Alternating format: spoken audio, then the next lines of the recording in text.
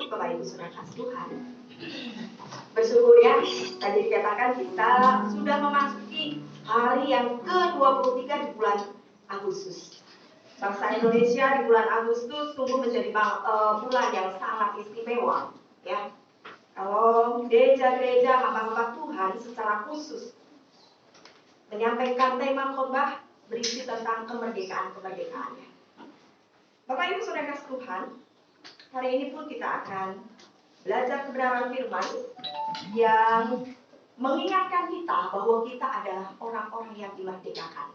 Ya, kalau minggu yang lalu Pak Timbul menyampaikan kebenaran firman Tuhan, bagaimana kita dimerdekakan oleh Kristus. Ya, pagi hari ini kita akan membuka kitab kita bersama-sama di dalam 1 Petrus pasal yang kedua ayat 11 sampai 17.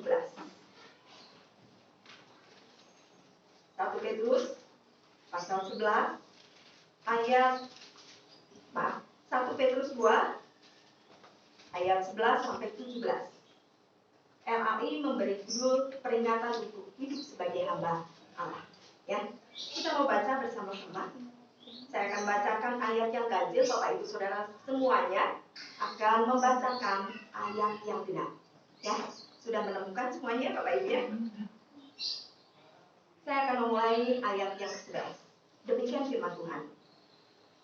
Saudara-saudaraku yang kekasih, aku menasihati kamu supaya sebagai pendatang dan perantau, kamu menjauhkan diri dari keinginan-keinginan daging yang berjuang melawan jiwa.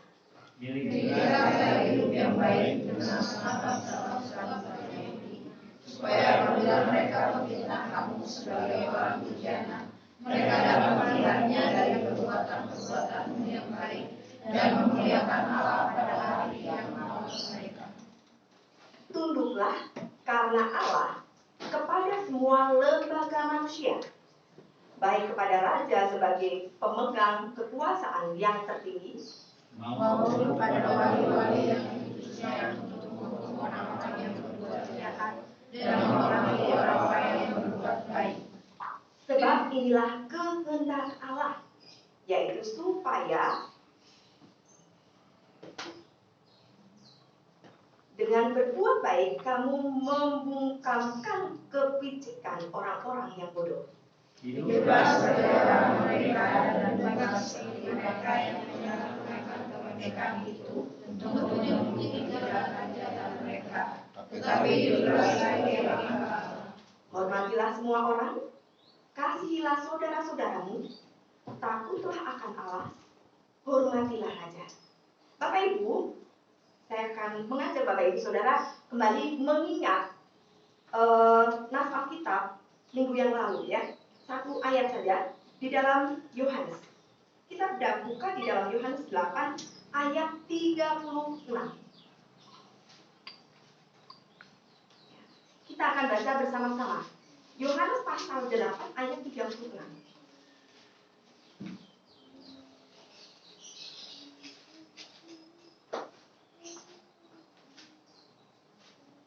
Sudah mulai Bapak Ibu, kita baca bersama-sama. 1, 2, 3. Jadi apabila anak itu memerdekakan kamu, kamu pun benar-benar merdeka. Saya akan baca lagi ayat 36 ini. Jadi apabila anak itu memerdekakan kamu, kamu pun benar-benar merdeka. Bapak Ibu Saudara, perlu kita perhatikan kalimat anak. Ya, anak ini kalimat huruf awalnya itu huruf besar.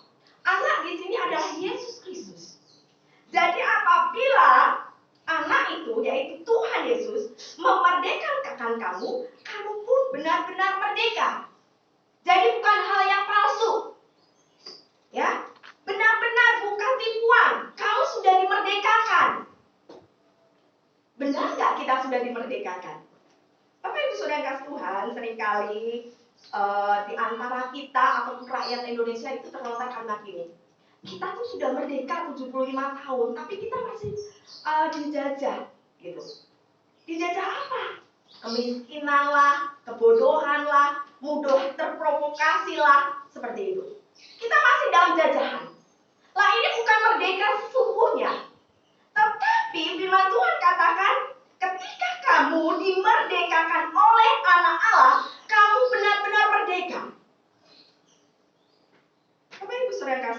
kita kembali ke dalam 1 Petrus 2 ayat 11. Kenapa Rasul Paulus berbicara tentang hidup sebagai hamba Allah? Bukan hamba dosa, Bapak Ibu. Ya, ketika kita dimerdekakan oleh Kristus, kita sesungguhnya adalah hamba Allah, bukan hamba dosa. Bapak Ibu saudara Tuhan, jemaat Tuhan merupakan jemaat yang diaspora, jemaat yang tersebar. Secara khusus Petrus berbicara di pasal yang pertama, ayat yang pertama, dikatakan bahwa dari Petrus, Rasul Yesus Kristus, kepada orang-orang pendatang yang tersebar di Pontus, Galatia, Kapadokia, Asia Kecil, dan Bitinia, bahwa jemaat Tuhan itu tersebar, anak-anak Tuhan tersebar, ya, sebagai anak-anak yang tersebar di Asia Kecil saat itu. Petrus ingin menyampaikan suatu pesan, ya, Bapak Ibu saudara kasih Tuhan. Perantau, dari kata perantau itu berarti bukan tinggal di daerah asli. Seperti saya perantau di kota Bandung ini. Bapak Ibu saudara juga mungkin perantau karena bukan asli di sini, ya. Lah ketika kita menjadi perantau itu bukan berarti menjadi buangan, menjadi orang-orang tersisihkan dari kampung halaman kita, bukan. Tetapi karena sesuatu hal kita harus meninggalkan tempat tinggal kita. Tetapi Petrus di sini memberikan pesan kepada jemaat Tuhan yang tersebar, termasuk kita saat ini, agar kita benar-benar menyadari bahwa kita adalah umat pilihan Allah. Ya, umat pilihan Allah. Kalau kita membaca di ayat 9 dalam pasal yang sama, kita dikatakan adalah kita ini pilihan Allah, imamat yang rajani, pilihan Allah, bangsa yang kudus. Berarti kita ini adalah anak-anak Tuhan yang terhormat, memiliki kedudukan yang terhormat. Hendaklah hidup kita juga menjadi orang-orang yang dimerdekakan di dalam Kristus. Hari Rabu kemarin saya membawakan renungan di dalam Galatia, ayat yang Galatia 5 ayat yang ke-13 sampai dengan 15. Bahwa ketika kamu dimerdekakan, kamu itu jangan dalam hamba dosa. Gak ada namanya kebebasan yang absolut, kemerdekaan yang totalitas, gak ada.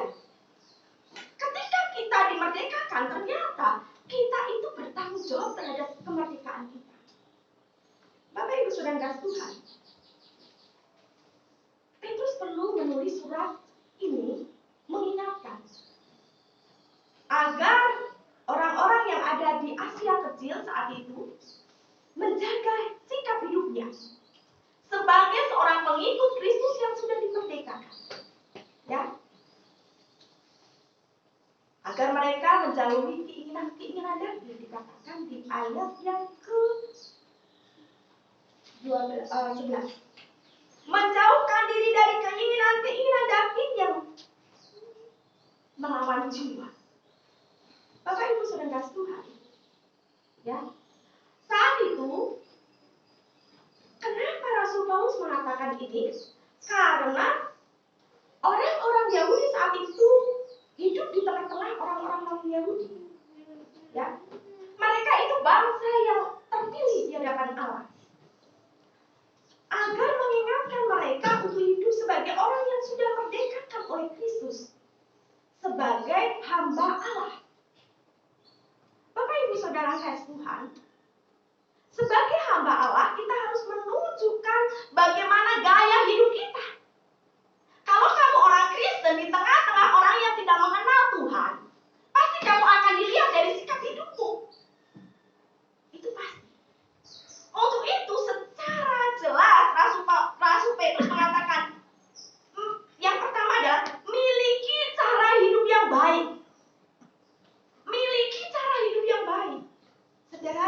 kalimatnya sederhana sekali. Miliki cara hidup yang baik. Terlalu luas memiliki cara hidup yang baik. Apa itu cara hidup yang baik? Secara tegas dia menyampaikan bahwa yaitu tinggalkan keinginan-keinginan daging. Ya. Saudara kasih Tuhan, banyak di antara kita menganggap keinginan-keinginan daging itu adalah sesuatu yang berbau seksualitas, pornografi. Padahal bukan hanya itu. Ya. Keinginan daging ini seringkali diartikan terlalu sempit buat kita. Ya. Tapi apa sih keinginan daging yang dimaksud adalah keinginan-keinginan yang salah yang berlawanan terhadap kehendak Allah yang akan menghancurkan diri kita dan relasi kita dengan orang-orang yang ada di sekeliling kita. Keinginan-keinginan yang berlawanan dengan standar firman Tuhan yang sebenarnya menghancurkan diri kita dan orang-orang yang ada di sekeliling kita. Itulah keinginan daging. Ya. Bapak Ibu, secara jelas dikatakan di dalam pasal ini juga ya. Di ayat yang pertama, pasal yang kedua dikatakan, karena itu buanglah segala kejahatan, segala tipu muslihat dan segala macam kemunafikan, kedengkian dan fitnah. Itu adalah hal-hal yang merupakan kedagingan kita. Tetapi Rasul Paulus secara jelas kembali mengingatkan kita di dalam Galatia. Ya, di dalam Galatia 5 ayat 19 sampai 21 kita akan buka. Di situ dikatakan, ya, perbuatan daging telah nyata, yaitu percabulan, kecemaran, hawa nafsu. Ini berkaitan hal-hal yang kesucian hidup, ya, tentang seksualitas. Kemudian penyembahan berhala, sihir. Kenapa? Karena kondisi di Galatia saat itu seperti itu. Bahkan Rasul Paulus menyampaikan bahwa penyembahan berhala, sihir itu hal yang merupakan keinginan daging. Kemudian perseteruan, permusuhan, ya. Iri hati, Bapak Ibu, iri hati itu juga kedagingan kita. Lihat orang berhasil, kita kesel. Ciri-ciri orang iri hati itu nggak mau melihat orang lain berhasil, bahagia itu nggak mau. Itu termasuk kedagingan kita yang merusak hidup kita dan merusak orang-orang relasi kita dengan orang-orang di sekitar. Ya, amarah. Beda ya marah dengan amarah. Amarah ini adalah sesuatu hal yang menjadikan orang lain tersakiti dan diri kita juga tersakiti. Dan ini tidak bisa namanya ini kayak penyakit, saudara. Amarah. Kepentingan diri sendiri, ini dosa. Kadang kita dibelenggu oleh keinginan-keinginan diri sendiri. Ya, maunya seperti ini, maunya seperti itu, keinginan harus dituruti.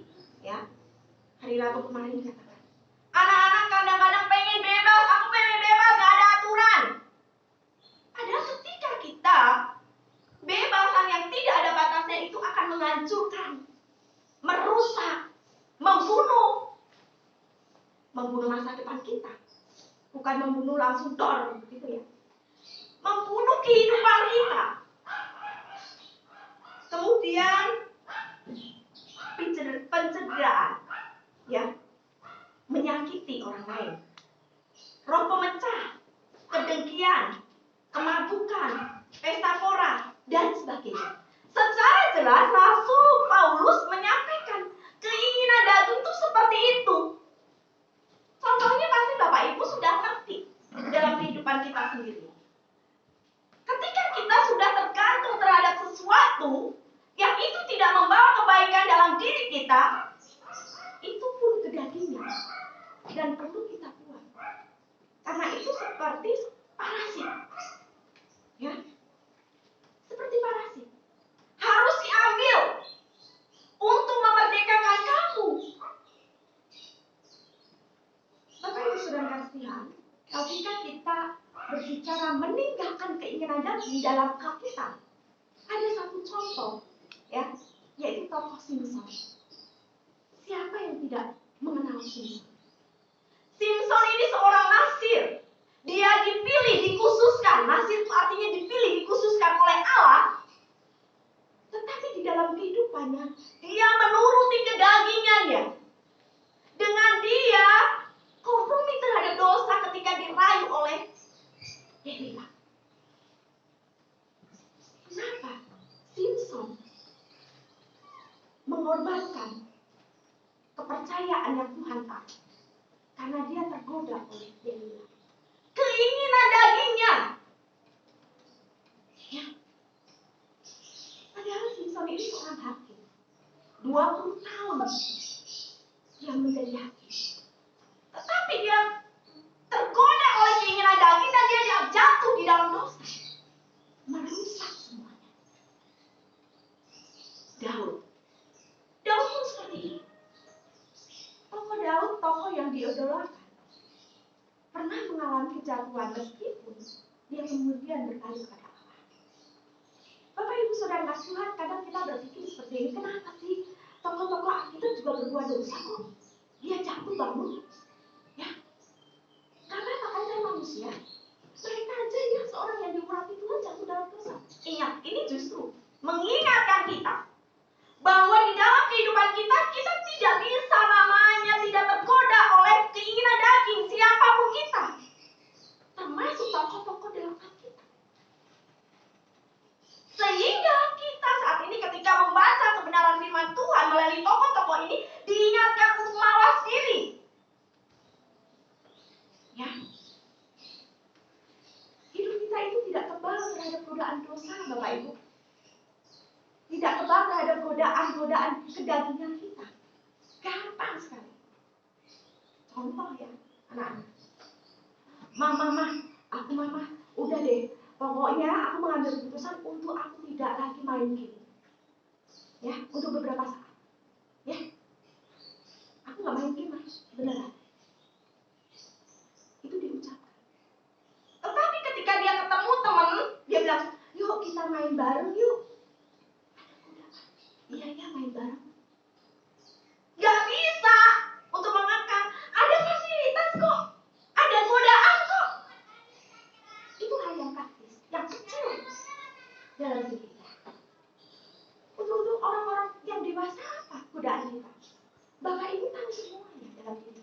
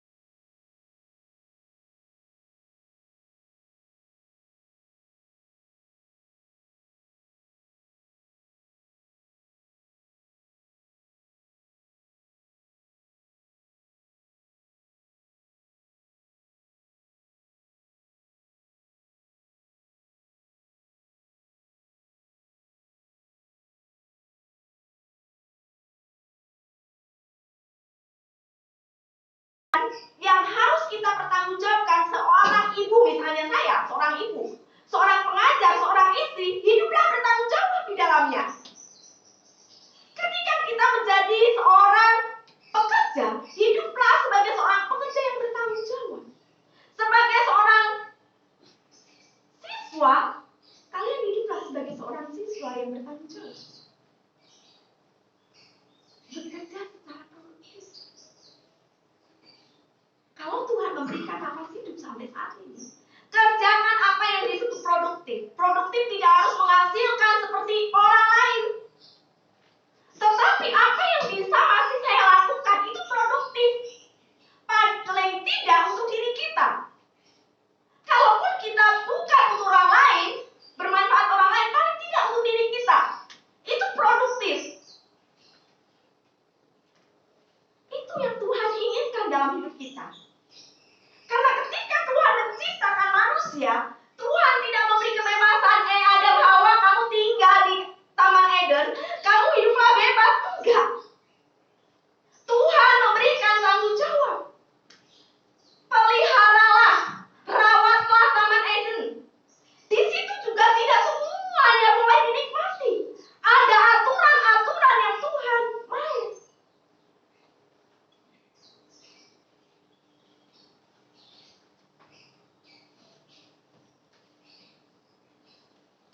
Bapak Ibu sekalian kasih Tuhan, produktif atau tidaknya kita, yang tahu adalah kita. Bertanggung jawabnya kita atau tidak, itu yang tahu kita. Ya.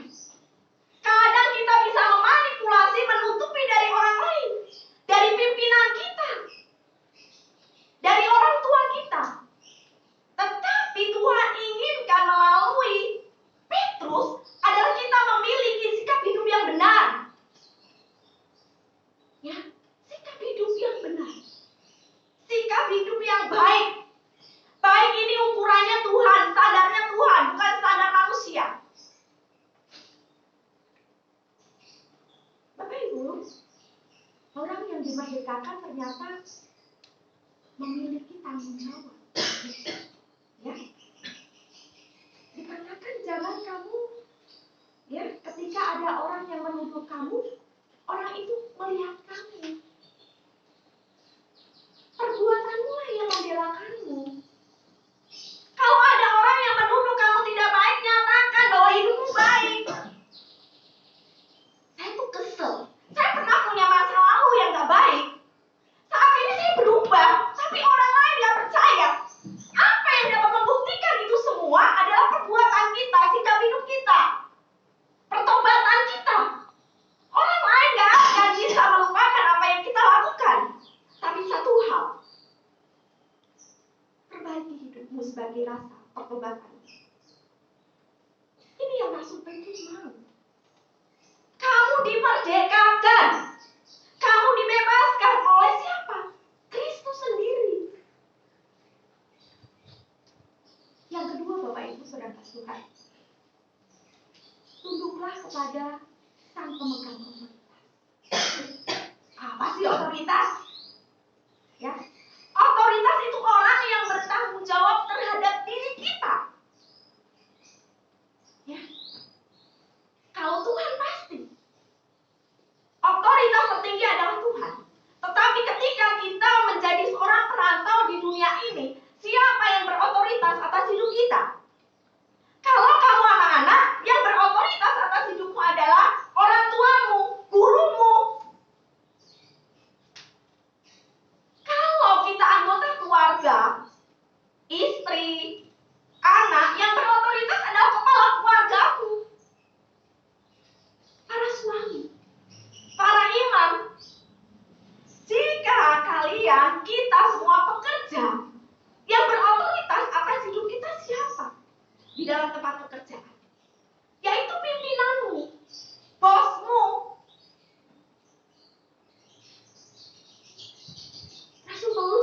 Rasul Petrus mengatakan ini keras sekali. Ya. Kenapa? Karena orang-orang Yahudi saat itu tidak mau tunduk terhadap pemimpin non-Yahudi. Orang Yahudi ini orang yang sombong, Bapak Ibu. Kenapa?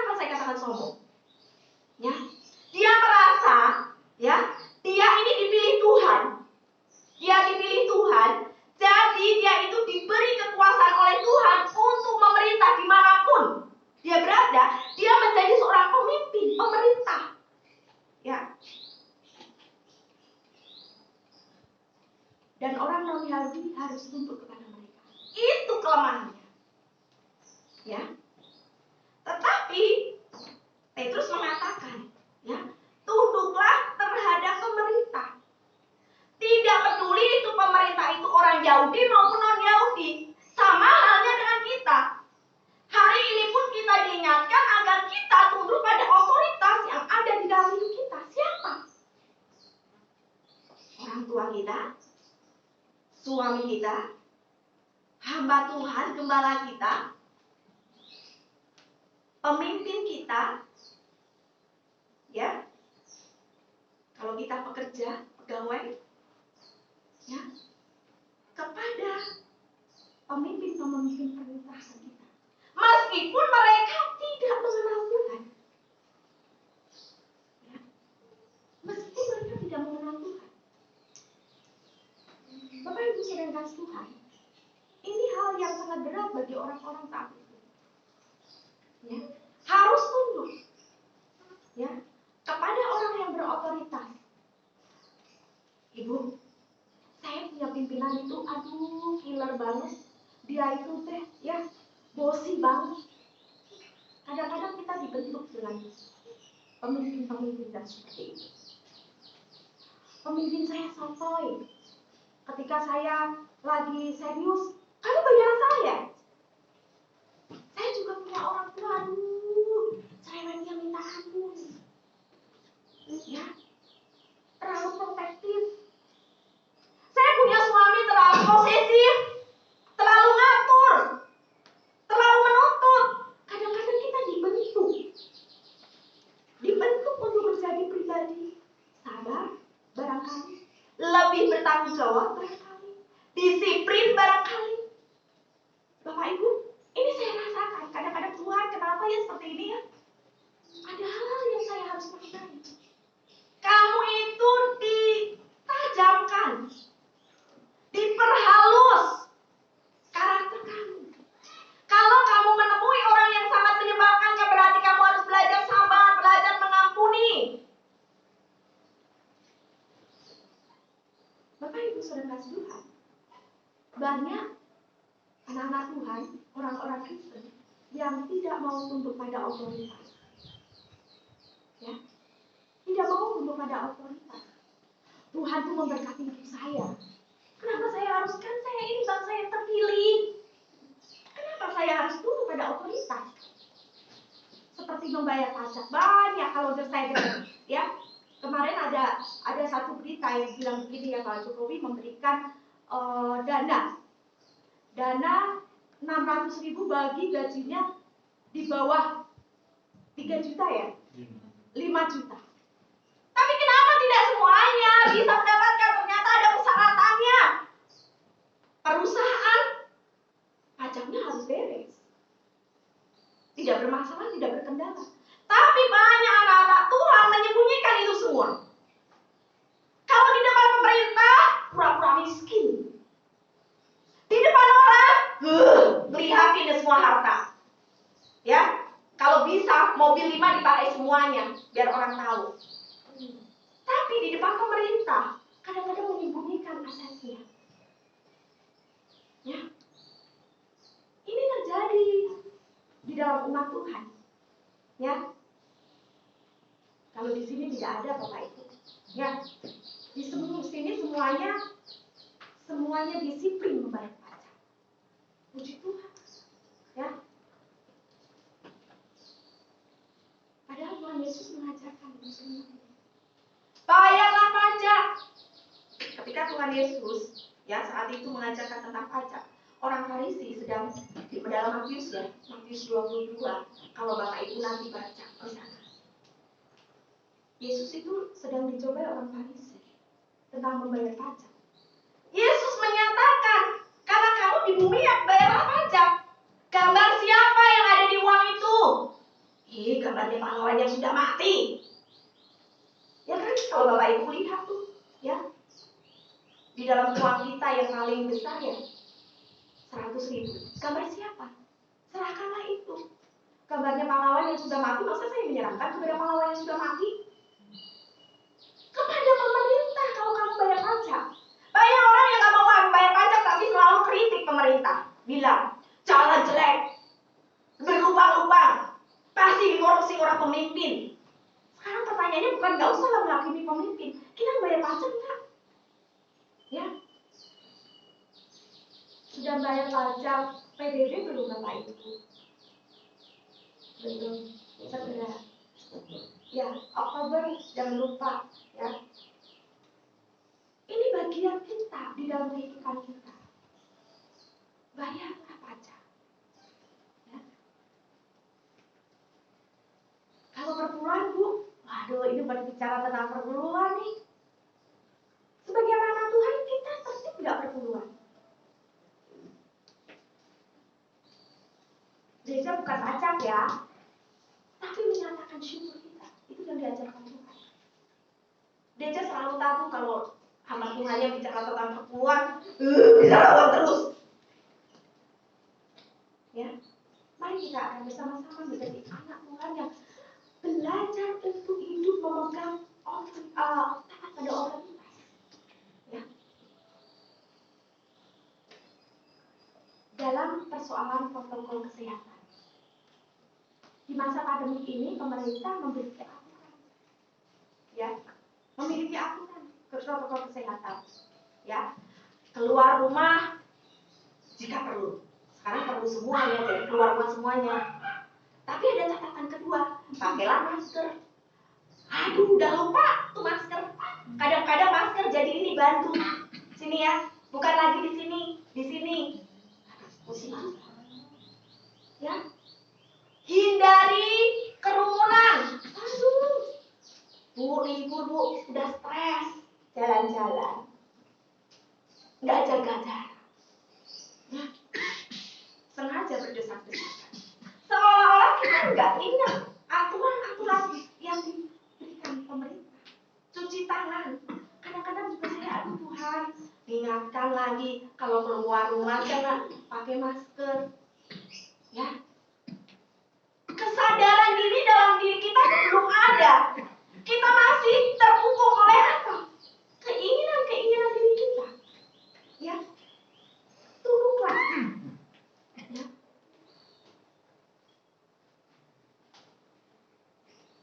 Pada saat Rasul Petrus menulis surat ini, Roma sedang berkuasa. Saat itu, ya, mereka bukan hanya orang kafir, orang Roma itu, tetapi juga merupakan penjajah dan penindas. Bapak Ibu saat itu pasti Bapak Ibu tahu siapa itu Nero, Kaisar Nero. Kaisar Nero itu orang jahat ya, orang jahat, pemimpin yang jahat. Kalau saya membaca siapa Kaisar Nero, ya ampun ini orang nggak punya hati, nggak, mungkin orang gila, membunuh mamanya, membunuh saudara-saudaranya. Bayangkan Bapak Ibu. Tapi saya lihat, kenapa Kaisar Nero seperti itu? Dia membakar orang Kristen. Kenapa? Kalau kita lihat secara Kaisar Nero itu orang yang pintar, cerdas dalam berpolitik. Tetapi kenapa dia seperti itu? Karena tidak memiliki roh yang rasa takut akan Tuhan. Hati-hati. Sekarang banyak orang tua yang memiliki keinginan anak agar cerdas, tapi apa? Spiritualnya tidak ditanamkan. Kerohaniannya tidak diimbangi. Kalau misalnya kecerdasan tanpa diimbangi oleh kerohanian, jadinya kayak Kaisar Nero. Pintar tetapi hidup di dalam dosa. Saat itu Kaisar Nero berkuasa. Dengan kekuasaan yang jahat, dia menindas orang-orang Kristen. Dia membakar kota Roma. Dia membunuh ibunya, saudara-saudaranya. Tetapi Petrus tetap memerintahkan untuk tunduk kepada pemerintah. Ya. Karena pemerintah itu berasal dari Allah, dikatakan. itu berasal dari Allah, ditetapkan oleh Allah.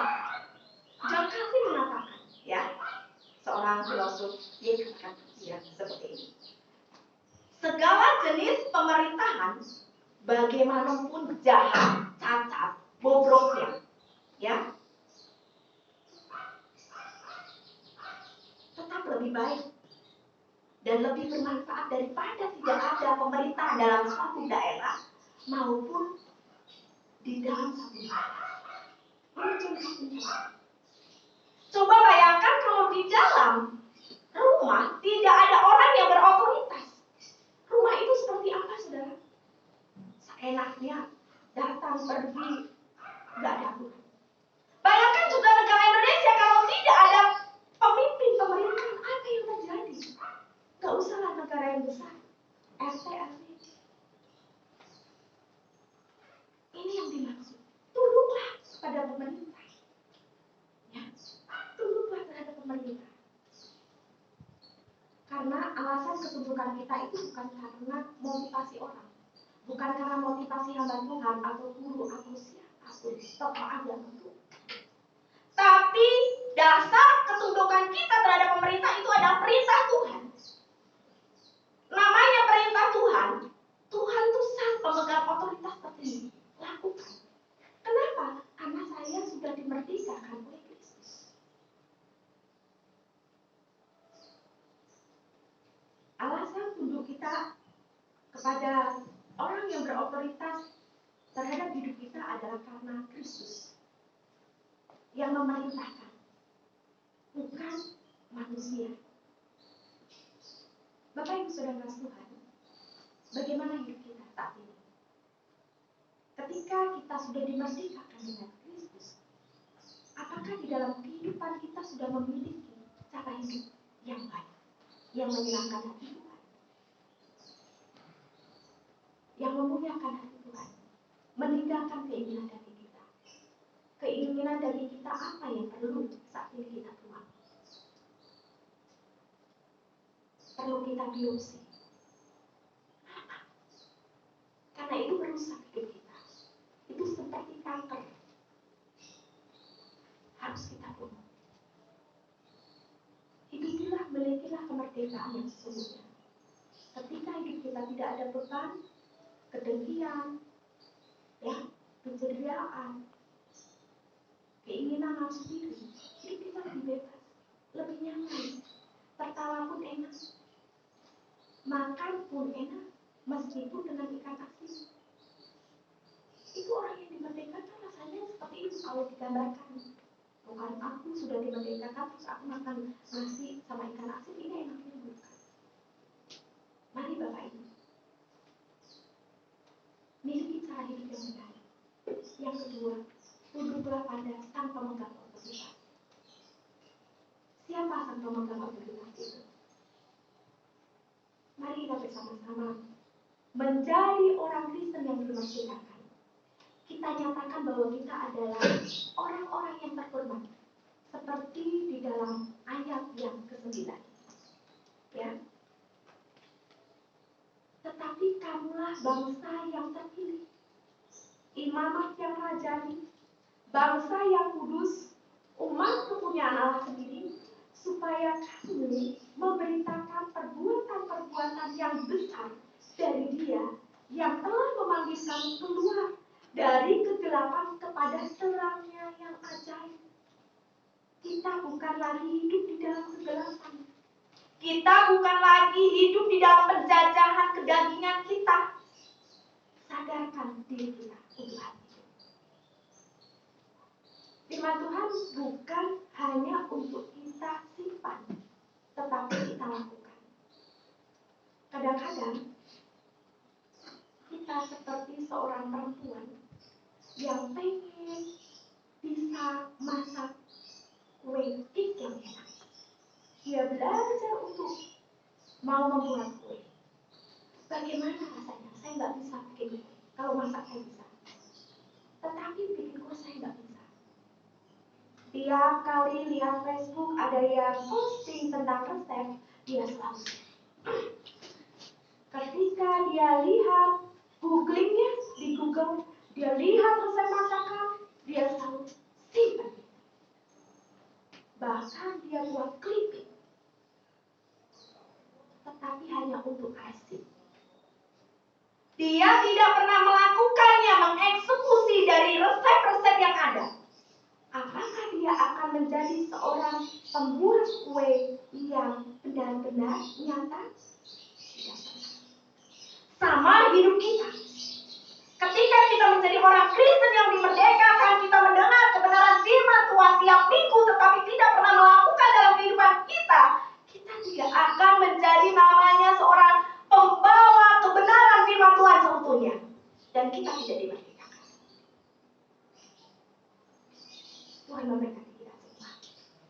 Mari kita akan berdoa.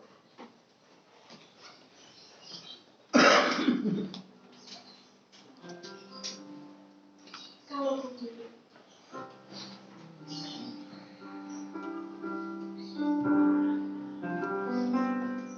kalau ku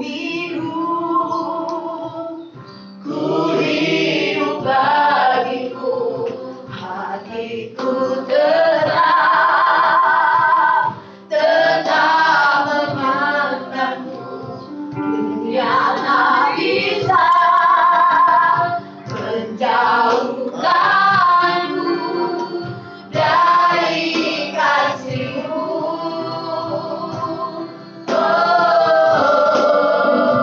Selama ku hidup bagimu, aku tetap memandangmu. Dunia tak bisa menjauhkanmu dari kasih-Mu. Dunia tak bisa,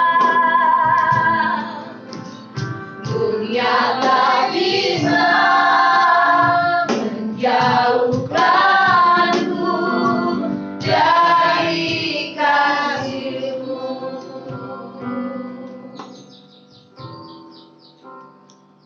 Bapa,